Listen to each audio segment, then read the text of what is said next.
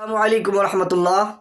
الحمد للہ رب العالمین والصلاة والسلام علی سید المرسلین، اما بعد، اعوذ باللہ السمیع العلیم من الشیطان الرجیم، بسم اللہ الرحمن الرحیم، وما خلقت الجن والانس الا لیعبدون۔ محترم حضرات، سامعین اعظام اور میرے اسلامی بھائیوں اور بہنوں، سب سے پہلے پہل اس خداوند قدوس کی تعریف و توصیف، کبریائی، بڑائی، عظمت و عظیمت، جو ہمارا خالق ہے، رازق ہے، مشفق، مربی اور پالنہار ہے۔ اس کے بعد تمام انبیاء کرام علیہم الصلاۃ والسلام پر درود و سلام نازل ہوں، خصوصاً ہمارے آخری نبی تاجدار مدینہ احمد مجتبیٰ محمد مصطفیٰ صلی اللہ علیہ وسلم پر بے شمار درود و سلام نازل ہوں۔ اللہم صلی وسلم بارک علیہ۔ محترم حضرات، آج میں آپ کو بتانے والا ہوں کہ اللہ رب العزت نے ہمیں کس لیے پیدا کیا، ہم انسان کو کیوں پیدا کیا، دنیا کے اندر ہماری مبعوث کیوں ہوئی۔ کیا ہمیں اللہ نے اس لیے پیدا کیا کہ ہم مال و دولت جمع کر لیں؟ کیا اس لیے پیدا کیا کہ ہم اپنے کاروبار کو، اپنے بزنس کو خوب چمکا لیں؟ کیا اس لیے پیدا کیا کہ ہم دنیا کے اندر ترقی پہ ترقی کرتے چلے جائیں؟ کیا اس لیے پیدا کیا کہ ہم اپنے آرام و آسائش کے ایک سامان اکٹھی کریں؟ کیا اس لیے پیدا کیا کہ ہم اونچے اونچے مقام پر فائز ہو جائیں؟ کیا اس لیے پیدا کیا کہ ہم اعلیٰ سے اعلیٰ منصب پہ فائز ہو جائیں؟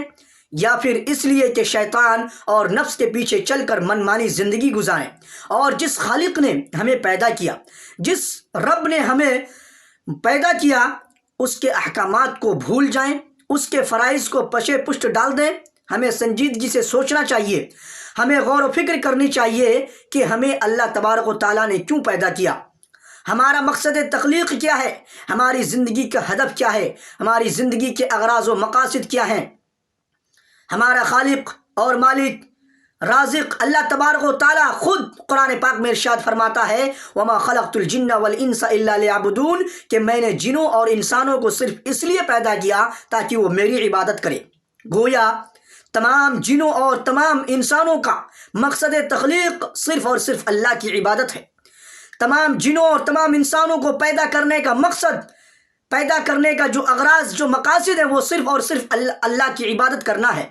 لیکن ہم کرتے کیا ہیں؟ ہم اللہ رب العزت کے سامنے سر جھکانے کے بجائے کسی اور کے سامنے سر جھکاتے ہیں۔ ہمیں جو حقوق اللہ کے لیے کرنا چاہیے، جو حقوق اللہ کے لیے ہے، وہ حقوق ہم کسی اور کے لیے کر رہے ہیں۔ جو حق اللہ کو دینا چاہیے، وہ حق ہم کسی اور کو دے رہے ہیں۔ میرے اسلامی بھائیوں اور بہنوں، اللہ تبارک و تعالیٰ جب کہ خود فرماتا ہے وما خلقت الجن والانس الا لیعبدون، تو ہمیں چاہیے کہ ہم صرف اور صرف اللہ کی ہی کی عبادت کریں۔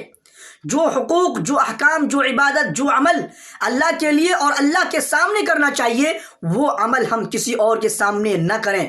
وہ عمل، وہ عبادت، وہ احکام، وہ فرائض کسی اور کے لیے یا پھر کسی اور کے سامنے نہیں کریں۔ اگر ہم کریں گے تو پھر وہ شرک ہوگا، اور شرک بہت بڑا گناہ ہے جو اللہ تبارک و تعالیٰ معاف نہیں فرمائے گا۔ میرے اسلامی بھائیوں اور بہنوں، ذرا سوچو، ذرا غور کرو، اور پھر سوچنے، سمجھنے، غور و فکر کرنے کے بعد اللہ کے سامنے جھکو، اللہ کے سامنے سجدہ ریز ہو۔ کسی پیروں کے سامنے، مزاروں کے سامنے، درگاہوں کے سامنے یا کسی اور چیزوں کے سامنے اللہ تبارک و تعالیٰ کے لیے جو اعمال کیے جاتے ہیں، ان اعمال کو کسی اور کے سامنے نہ کرو۔ اب سوال آتا ہے کہ عبادت کس کو کہتے ہیں؟ عبادت کسے کہا جاتا ہے؟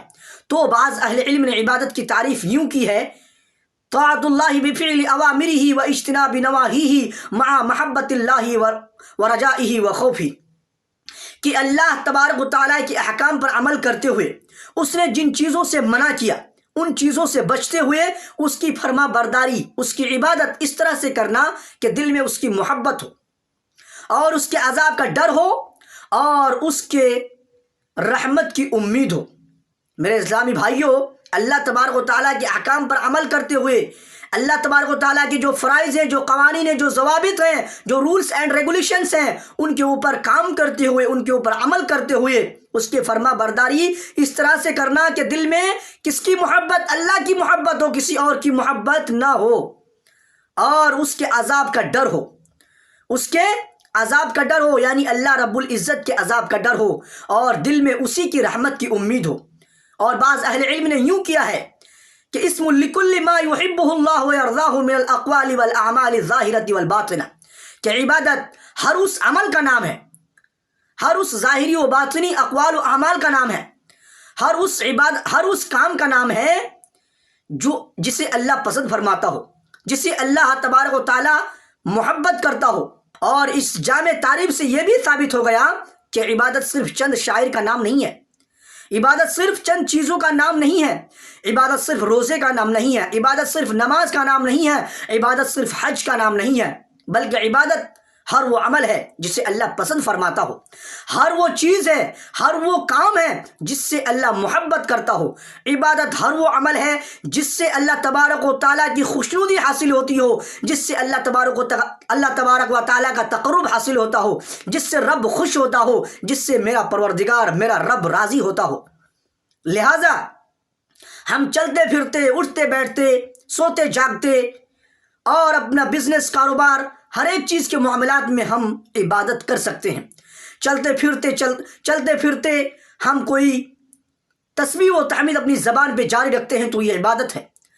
اگر ہم سوتے جاگتے ہیں، اللہ کے رسول صلی اللہ علیہ وسلم کی سنت کے مطابق سوتے ہیں اور جاگتے ہیں تو عبادت ہے۔